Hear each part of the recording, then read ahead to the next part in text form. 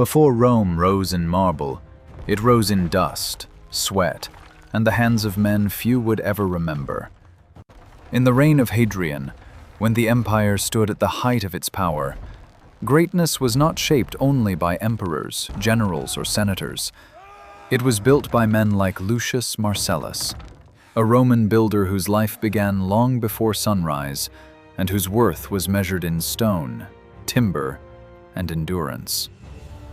On this day, danger arrived before the morning had fully begun.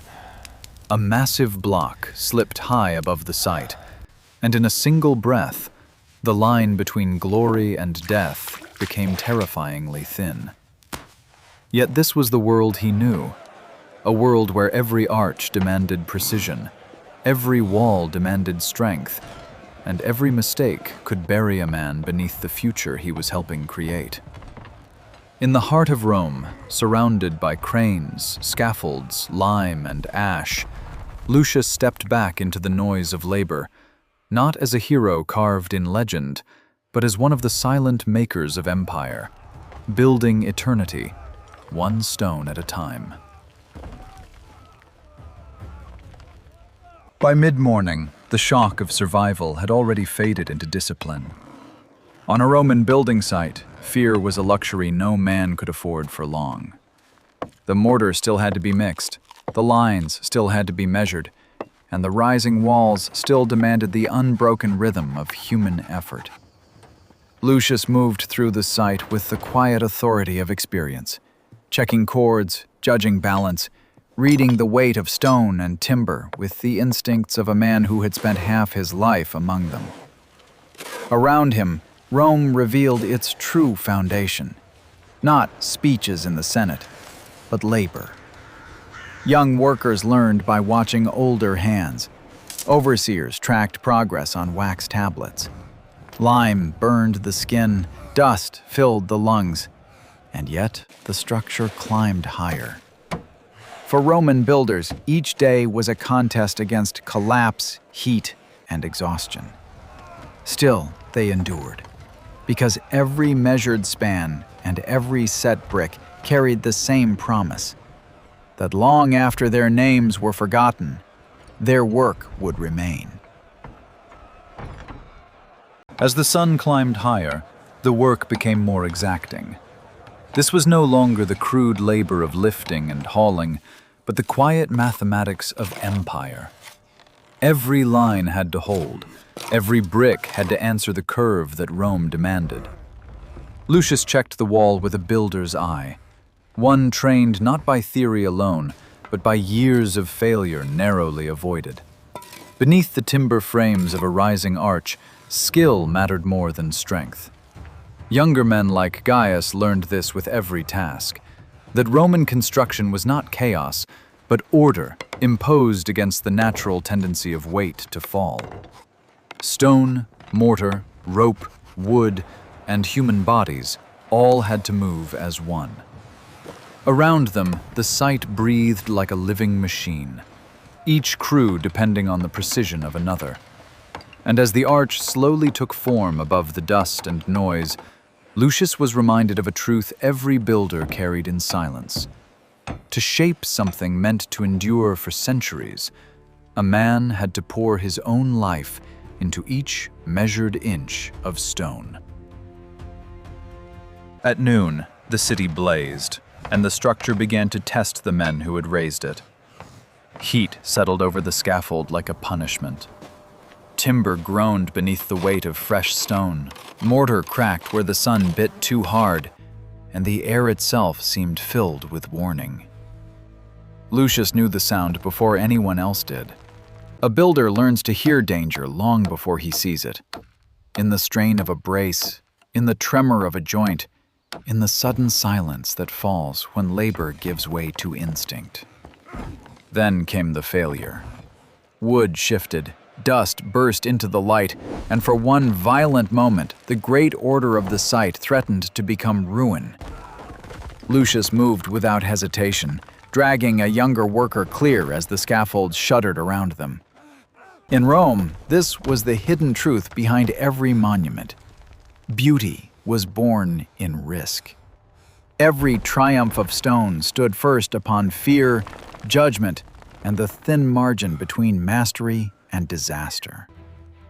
When the dust settled, the day was far from over, and neither was the test. What followed was the part history rarely remembers. Not the dramatic instant of collapse, but the discipline required after it. Rome was not built by men who never faced failure. It was built by men who understood how to answer it. Lucius knelt among splintered braces and powdered lime, reading the broken timber as another man might read a battlefield. Around him, the site held its breath. The overseer watched. The masons waited. The younger laborers, still shaken, looked to him for certainty. And that certainty had to be given, even when the risk remained.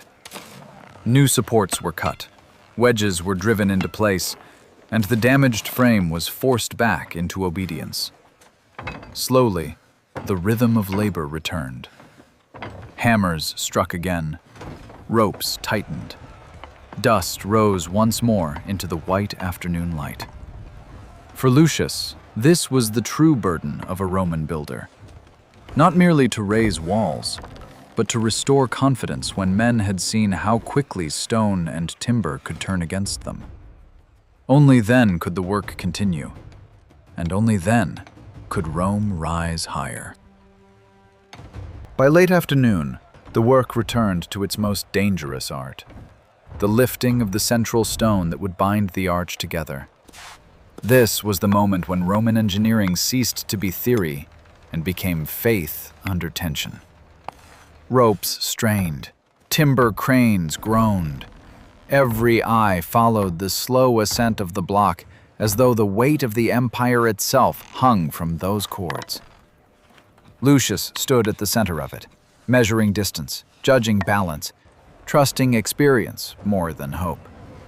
Around him, each man had his place. The crane operators driving the capstan, the masons steadying the load, the laborers clearing the path beneath it. No voice needed to rise above the noise. Discipline had already taught them what fear could not. Then, inch by inch, the stone descended into the crown of the arch. When it finally settled, the whole structure seemed to exhale. For a brief moment, the site fell still. What had been fragile became firm.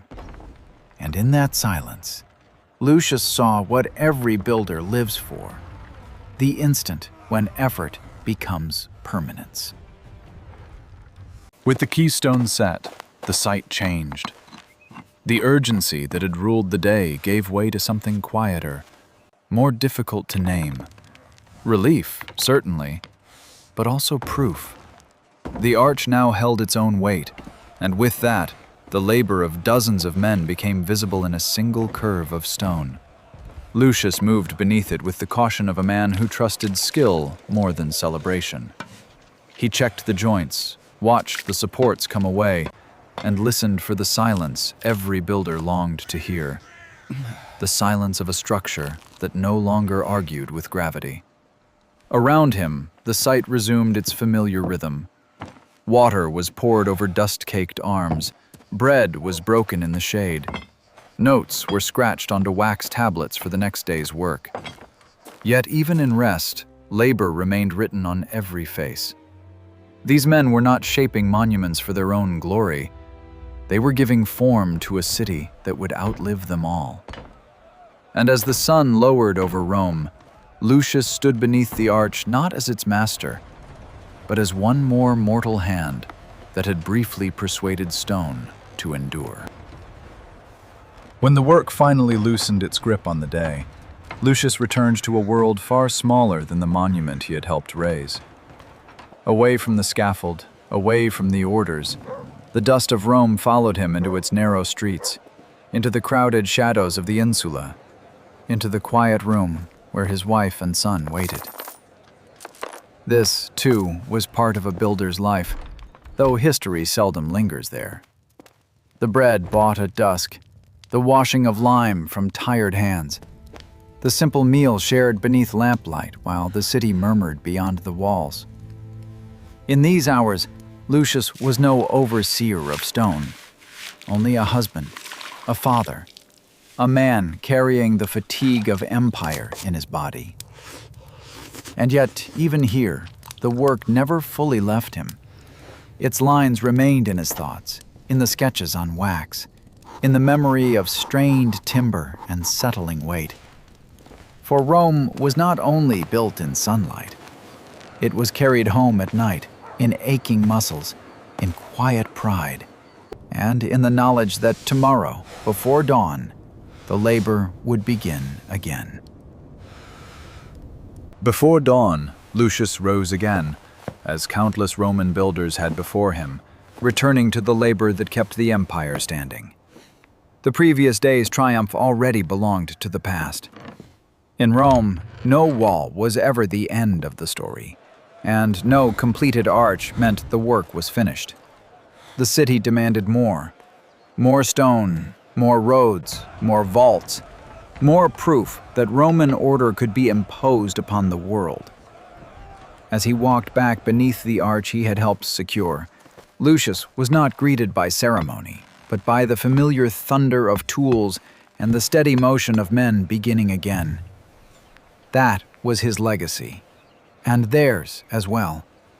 Not fame, not statues, but endurance.